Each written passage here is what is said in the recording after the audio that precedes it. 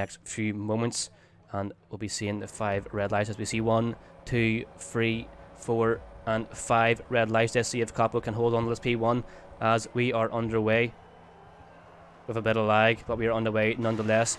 As Capo gets a pretty good start, Blunty as well. Matthew may have a little bit of a struggle as he does lose the positions already to Oliver as we go through turn 1.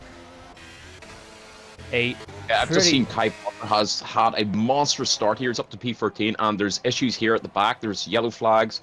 It looks like Lanny's had it coming together with someone. Red Bull off Rabble 1 going through the long left-hand hairpin. It did go a little bit wide and lost the breaking point. But as we are going through the chicane of death, as we do see some contact here between Festuga, Lewis Jones and Matthew May, they're going kind of side by side as Oliver is actually sent very, very wide going on the exit of that chicane, but is be able to rejoin the track, but that may be attracting as woman for Oliver this early in the race. Kai Parker is making moves here, mate. He's up into 9th and he's looking to take Gunza on the outside here to get P8. He's just seen Oliver Toxic just spin off the track there, so he's got another position for free, but it's been an absolutely electric start for him. It really has been. Actually, just during that there little moment there, we did see Blunty losing the position to Oliver, so Oliver's actually having a smash to start already as well, from P4 up to P2 at the moment. Capo held up this P1 position. He's made nearly a second gap between himself and now Oliver here in behind, and set the fastest lap here off the section. Up into the pits here, I suspect with front wing damage. After he's coming together with Lanny, so that's going to put him back. He'll have to go into the hards and try to go to the end and just pray for some kind of safety car. Indeed, indeed. And actually, Gunza and BPES, aka Zen, do make slight contact and actually exposes Gunza in terms of that exit, and actually allows K Parker to go in behind and take that position. And actually, Gunza's losing positions left and right here. He has lost his position to Risey, as Gunza is going to try and take this position back, and goes on the inside of Risey through the chicane, and is sent a little bit wide, as it's not really a position to do it on. As we go too wide through that chicane, it's quite tricky to do so, but he did want to get that position made back. 110%. So we've got Festuga and Lewis Jones here having a bit of a scrap, and yeah, Festuga's just about got ahead of Lewis Jones there, but Lewis Jones isn't exactly falling away at the moment. He's going to try and hold on to Festuga, but Festuga's looking to probably make moves here, catch up to Matthew May, and then potentially Blunty and Oliver. Yeah, it looks like we've got the Rabble and Uli barcode scrap going on here at the back, and we've got Toxic getting involved, and they're going 3 wide down this DRS straight, and they're going to go 3 wide into the chicane, which is a bit mental. So Toxic has completely missed his breaking point and went wide into the corner. Rabble had to take avoiding action, and Uli's coming back at him. So yeah, it's heating up at the back here. And then saying that there, Humane is getting involved as well. Humane has made that gap a little bit shorter, and Rabble has got pace. Sorry, your Toxic's going to go bop. Didn't really have a good exit. As both Rabble 1 and Humane have made contact. I think Humane took a little bit too curve and actually lost the rear end and actually tagged Rabble as a result, which is not ideal, and that does bring out a yellow flag here in Sector 3. Most people have took the mediums, which is fair. To be honest, we've got a few weapons out in the softs. So we've got Uli, Lanny, Oliver, and Festuga all opting for the flaccid compound. But yeah, so it's probably just going to be medium, soft, medium. Probably see the soft runners in it maybe lap 8, lap 7, and then just taking the mediums for the rest of the race. So they'll be hitting that undercut very early. But at the end of the race, those medium runners are going to be very, very quick. The only exception to this rule is Blurp down here in P17, and he's just going to try and go to the end after that early pit stop, which he didn't actually repair his front wing. He just came in to change tyres. So, you know what? Fair play. Yeah, 100%. And there's a lot of back and forth here. We're looking. I'm just focusing here on the fight for P4 between Matthew May, Lewis Jones, and Festuga. Lewis Jones was up in P4, then he lost the DRS, and actually sent that there. Oh no!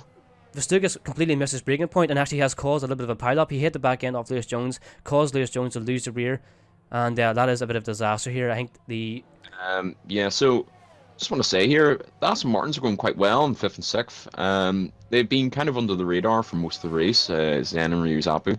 But they're not fighting each other too hard. They're just, just chilling, doing their thing, chilling and jamming. So we'll see. Zen's getting very close here, and it looks like Ryuzapu's let him by. So it's good teamwork from them. So they're probably going to try and catch up to Matthew May at the moment. But yeah, it's looking good for Aston Martin. I tell you who it's not looking good for: Red Bull. Red Bull are down in 12th and 14th, mate. Festuga having to stop early, but he's set the fastest lap in the race on those hard compound tires, so they're quite punchy. But Yeah, Rabel, after a few incidents, he's dropped down from his decent qualifying position, which is a bit unfortunate for him. He Is he made. going to go for it? Oh, no, he's not. He's within a tenth of Capo Capito at the end of every street, but he just cannot get alongside. No, he cannot. And you know what? This is a good strategy here from Blunty, because having someone behind you in your rear wing the entire race, it's so nerve-wracking and so stressful. Because it's got to the point where Capo But cannot make a position. you also, yeah, but you also have to think that if you're going to stick behind a car that closely, you're going to start overheating your engine, which means you actually lose top speed. Capo Capito pits, Blunty pits. So it looks like they're following each other's strategy. So he could, like, depending on how long he goes, I think he'd probably be in this lap. He could end up holding up the leaders here. Humane stays out as well. That's right. I was actually just about to mention here about Humane. He's actually found himself in between the battle of Capo and Blunty. Now, Blunty is eager to get Why does by. my man end up there? Blunty is very eager to get rid of this Humane bit of traffic, as he tried to go on the inside here, but with the DRS that Capo is actually giving Humane, it's given Capo a little bit of extra defense here, and this is a very, very frustrated time for Blunty, as there is slight contact between himself and Humane, and it will be just because the lack of grip Humane does have on those medium compounds. He's having to brake a little bit earlier, whereas Blunty is just so eager to get his move done and does it, but Humane is not going to let him do it that easily. And this will be very, you see, this is not an optimal place for a go for overtake, but Blunty recognises that he needs to get this position done and does it ASAP Rocky. Great move. And it was a very, very good move here. Blunty must be sitting in that cockpit and he must be annoyed because every car that he comes across is orange. What's going on? Is everyone using orange livery? But Humane on that back straight, he used up all his ERS to keep Blunty behind, so he was playing the team game there. We'll probably see Humane come into the pits here. After holding up, he straight in. And you know what? Yeah, that's broken the DRS, or almost broken the DRS to Capo Capito. So Humane came out, did his job, shown up, done his part. Humane should be trying to look through to get past here. So he's making a move on Lewis Jones here. But his tires are much fresher than Kai Parker's and Lanny's, who's ahead of him. So he has got a bit of fighting to do to get past this train. Yeah, 110%. So Humane will definitely be eager to get these positions made. But just saying here, if you look towards the top end here, Lanny did have a challenge here with Kai Parker as well, but further on up the field we look at Festuca and BP Ace. Festuca's found himself in a DRS train here behind both these Aston Martins. Now we've seen before the Aston Martins are playing a good team game, as you see just slight contact here between Humane and Kai Parker. As Humane's going on the outside, made his tried to edge his front nose in on the right hand side off Kai Parker, but wasn't able to. Kai Parker to close that gap. But now Humane is right up behind here. Kai Parker actually opts in to go in the pit lane. That's a very, very late stop here from Kai Parker to go on those soft compounds. As we do see a yellow flag in Sector 1. Matthew may have retired from the session. Will that be a safety car? We do not know. Where did he retire? Was it in the pit lane? No, coming out of turn 1. Oh, he must have just lost the rear. It's not even a full course yellow, so it looks like we're still going racing. We're still going racing for some reason. I would have expected a safety car from that. But I actually want to just give a special shout out here to both of these Aston Martin drivers. They're doing this race really well. They've been slingshotting each other through the DRS zones, swapping positions back and forth, maintained this P4 and P5, and actually made gains as well. They've stopped the threat off Festuca, who was eager to get moves done. And they're going to bring us to the end, I think, with a very good result. A very, very good result for the team. But yeah, gaps have just basically went up, apart from the Capo Capito and Blunty battle that has been going on since like lap 1.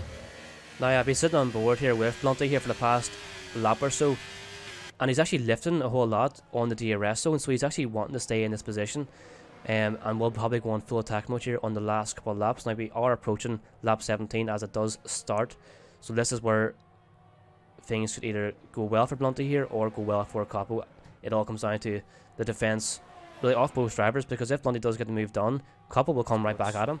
As Humane has actually made a move here over Festuca, so Humane's made mega gains this race. Had a very good race today and could potentially be looking at driver of the day. He did start what, P17 or P16, way down there. Yeah, he started in basically F2 with Kai Parker essentially.